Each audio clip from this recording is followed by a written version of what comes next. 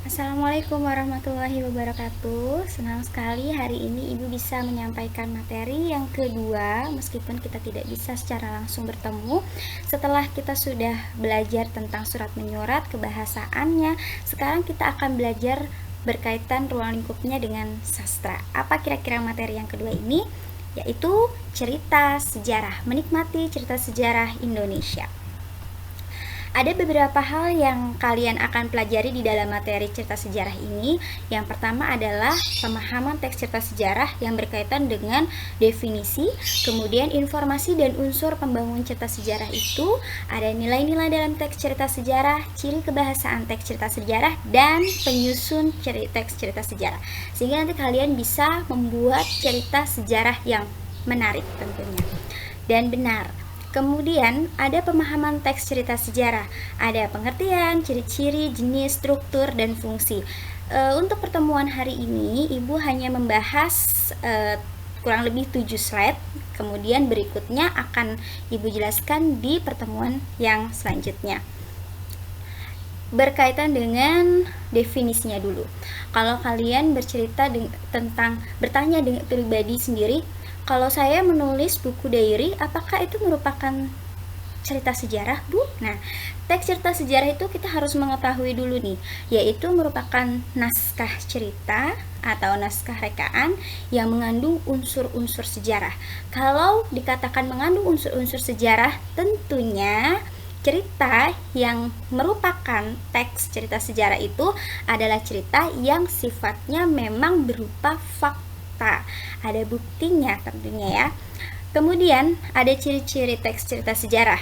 Yang pertama, menampilkan latar masa lalu. Ingat, latar itu terbagi menjadi 3, latar tempat, waktu, dan suasana. Berarti waktunya itu sudah lewat karena ini merupakan sejarah. Berarti cerita dalam teks cerita sejarah itu terbagi menjadi 3 hal. Yang pertama, kejadian sebelum adanya insiden itu terjadi, maksudnya ada suatu kejadian sebelum peristiwa sejarah itu terjadi. Yang ketiga, ada kejadian saat peristiwa sejarah itu terjadi, sehingga kejadian itu dinamakan dengan suatu peristiwa atau cerita sejarah yang sampai saat ini mungkin masih kita dengar atau masih sering kita baca. Yang ketiga, kejadian setelah peristiwa sejarah itu terjadi. Nah, kemudian disajikannya secara kronologis. Tentu setiap teks ini memiliki ciri yang berbeda-beda atau struktur yang berbeda-beda. Nah, kalau untuk cerita sejarah itu harus tersusun secara kronologis. Berarti alurnya harus alur maju nih. Dari cerita awal sampai dengan dari orientasinya, cerita awalnya sampai dengan koda cerita akhir. Kemudian menggunakan konjungsi temporal. Ingat ya, yang namanya konjungsi ini merupakan kata hubung antara satu kalimat dengan kalimat yang berikutnya atau kalimat yang lainnya. Sedangkan temporal, kalian harus ingat-ingatnya tempo. Tempo ini berarti berkaitan dengan waktu.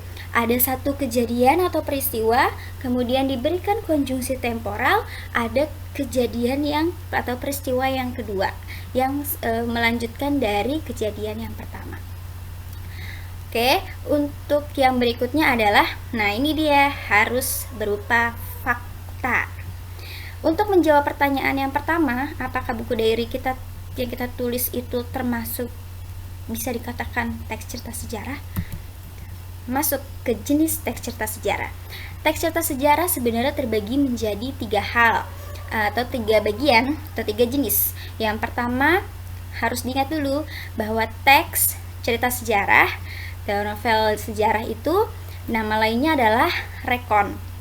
Ada rekon pribadi yang isinya merupakan cerita pengalaman pribadi kalian, tentunya harus berupa fakta. Kemudian yang kedua, rekon faktual. Faktual ini berkaitan dengan kejadian-kejadian yang tentunya real, tapi misalnya nih ada laporan dari kepolisian, nah itu masuknya ke dalam rekon faktual dan terkini. Kemudian ada rekon imajinatif. Rekon imajinatif itu yang merupakan cerita yang merupakan daya hayal.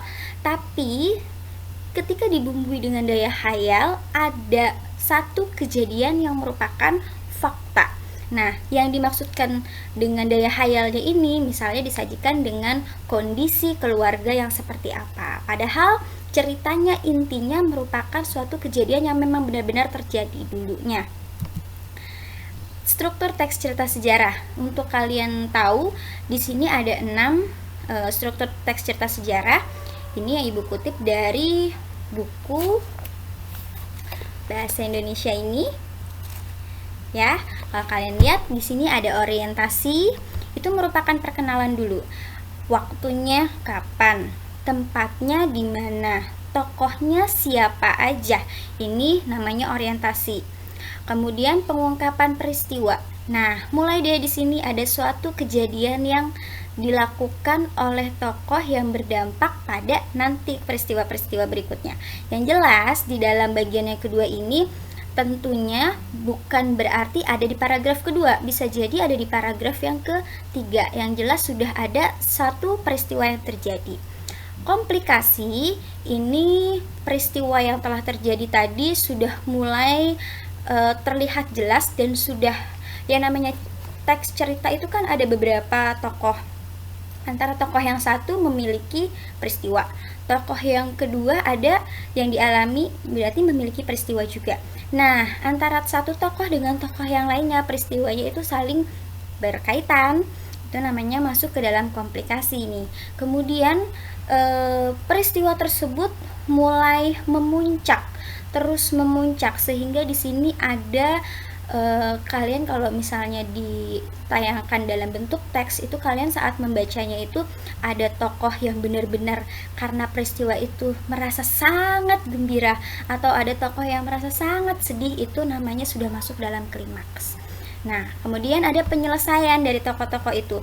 Di dalam resolusi ini sudah mulai terlihat nasib tokoh-tokohnya. Yang tokoh A nanti akhirnya dia nasibnya seperti apa. Yang tokoh B dalam menyelesaikan permasalahannya seperti ini, berarti nanti dia akan menjadi seperti apa, nasibnya bagaimana. Yang terakhir yaitu kode. Kode ini merupakan pesan dari penulis. Pesan ini ada 2, bisa jadi pesannya itu langsung disampaikan oleh penulis melalui teks, atau biasanya kalau teks cerita sejarahnya ini berupa novel, itu penulis menyerahkan kembali kepada pembaca supaya pembaca yang menangkap sendiri kira-kira akhir dari cerita sejarah ini seperti apa, dan tujuannya kita membaca teks sejarah ini tuh supaya mendapatkan amanat atau pesan apa dari cerita tersebut. Oke, mungkin hanya itu yang bisa Ibu sampaikan dulu untuk pertemuan ini. Jangan lupa tetap belajar dan menjaga kesehatan serta selalu berdoa. Dah. Assalamualaikum warahmatullahi wabarakatuh.